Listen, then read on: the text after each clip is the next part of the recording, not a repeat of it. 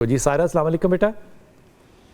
अस्सलाम वालेकुम। जी वालेकुम अस्सलाम। मेरा बच्चा जी मैंने 2 सवाल करने हैं सर आपसे। मेरा बेटा है अहमद अली। अहमद अली, अहमद बुलाते हैं या अली?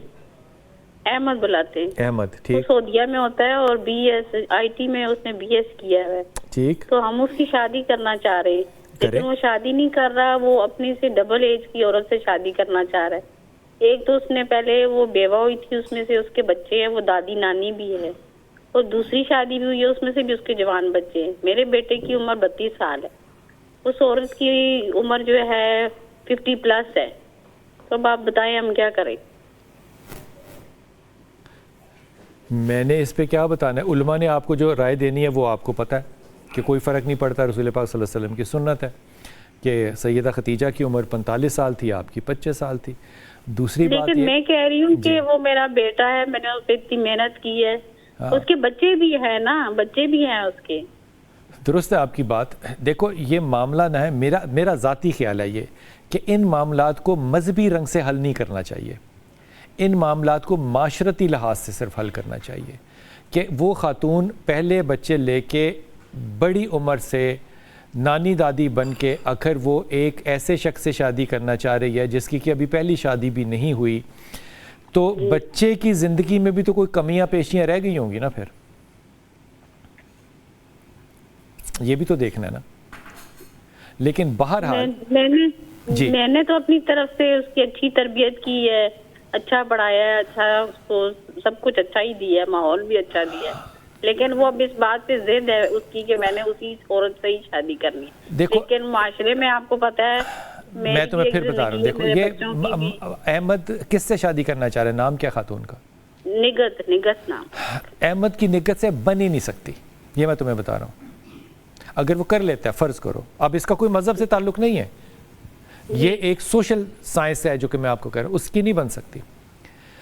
अहमद की बनेगी उसके साथ 3 महीने 6 महीने, फिर वो तीसरी शादी या चौथी शादी की तरफ खातून चली जाएगी, उसकी नहीं बननी इसके साथ। लेकिन ये मैं तुम्हें बताऊं, ये फैसला जो शादी का है ना, ये तुम्हारे बेटे अहमद का नहीं है, ये फैसला निगत का है। जी। तुम्हारा बेटा इस काबिल नहीं है कि वो डिसाइड करे कि मैंने क्या करना है। जी। ये फैसला उस खातून का है। इस बात को सिर्फ मेरे मशवरे के मुताबिक अगर वो करेगा तो ये चलती 6 महीने है, वो रिस्क लेना चाहता है लाइफ में ले ले, आप उससे हट जाओ पीछे या उसके साथ हो जाओ, वो इररिलेवेंट बात, चलता नहीं है ये किसी भी सूरत में। दूसरी बात ये कि अगर हो सकता है तो इस मामले को वक्त दो, टाइम गेन करो, क्योंकि खातून की तरफ से जो प्रेशर आ रहा है ना, ये वाला करो करो करो, इस बात को डिले करो, वो खुद ही पीछे हट जाएगी। ठीक है। ओके। तो सर दूसरा सवाल ये था मेरा, हाँ, कि मेरी बेटी है, उसका रिश्ता आया है, वो उसका कोलीग है नुमान अल हसन, लेकिन उनकी वालदा नहीं मान रही। वो करना चाह रहे हैं शादी। मेरी बेटी का नाम हिरा खान है। क्या नाम है? तो इसके बारे में आप आपकी बेटी का क्या नाम है? हिरा। हिरा। जी। जो ही हिरा पीछे हट गई ना जी। नुमान ने अपनी अम्मा की माननी है। अच्छा। अब हिरा से कहो कि एक अच्छे बच्चे को जिद में डाल के माँ के खिलाफ खड़ा करके अपनी शादी में बरकत कैसे ले लेगी? जी। ये बात बनती है कि नहीं? जी। अगर वहाँ निगत गलत कर रही है तो यहाँ हिरा भी गलत कर रही है। सिचुएशंस डिफरेंट है। सिचुएशन मैं इस पे शरई हद नहीं लगा रहा। शरई तौर पे तो उसका भी हक है, उसका भी हक है, उसका भी हक है, उसका भी हक है, वो एक अलग बात है। ये मामला चलने वाला नहीं है जहाँ पे कि आपके सरपरस्त में अब जन्नत मैं कहूँ कि बीवी के पाँव के नीचे है, मैं उल्टा सर पे खड़ा होकर भी कहूँ जन्नत बीवी के पाँव के नीचे नहीं है। अब माँ अच्छी या बुरी है, बहरहाल वो माँ है। माँ से बगावत करके जो लड़का शादी करेगा, मुझे हिरा ये बताए कि वो खुशहाल शादी की पहली शब कैसे गुजारेगी। जी। ये बात समझाती हो अपनी बेटी को? जी। बस यही राय है मेरी। ठीक। आप मुझे दोनों मामलात में मशवरा दें। आपने बिल्कुल साहिब राय दी है।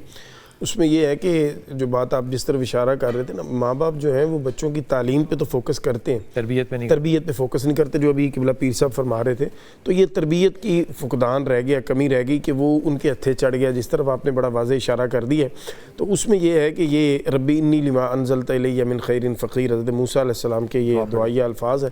सूरह क़सस की आयत नंबर 24 का आखिरी हिस्सा ये पढ़ें कसरत के साथ और अल्लाह की बारगाह में अर्ज़ करें कि अल्लाह ताला इनके बच्चों के लिए बेहतर असबाब फरमाए, और जो इनके लिए हाम है उससे अल्लाह ताला ने महफूज़ आमीन आमीन। हम अपने बच्चों की जब तरबियत करते हैं ना, तो हमने उनको ज़िंदगी में अपॉर्चुनिटीज़ नहीं दी होती। ज़ाहिर है अखलाक की वजह से, कानून की वजह से, दीन की वजह से, कि वो कोई भी अफेयर्स अपनी ज़िंदगी में कर सकें, हमने नहीं दिया। ये तजर्बे होने नहीं चाहिए, लेकिन होते भी नहीं हैं। लेकिन बच्चों को ये अल्फाज में समझाना पड़ता है मेरे बच्चे कि अगर इश्क करना तुम्हारा हक है, क्योंकि वो कहेगा मेरा हक है, हम भी कहेंगे अच्छा तुम्हारा हक है, तो इश्क की नाकामी को हैंडल करना भी फिर तुम्हारा ही फ़र्ज़ है। वो फ़र्ज़ भी अदा करना जो है ना, वो बच्चों को आना चाहिए कि इश्क में से बाहर निकलना कैसे होता है।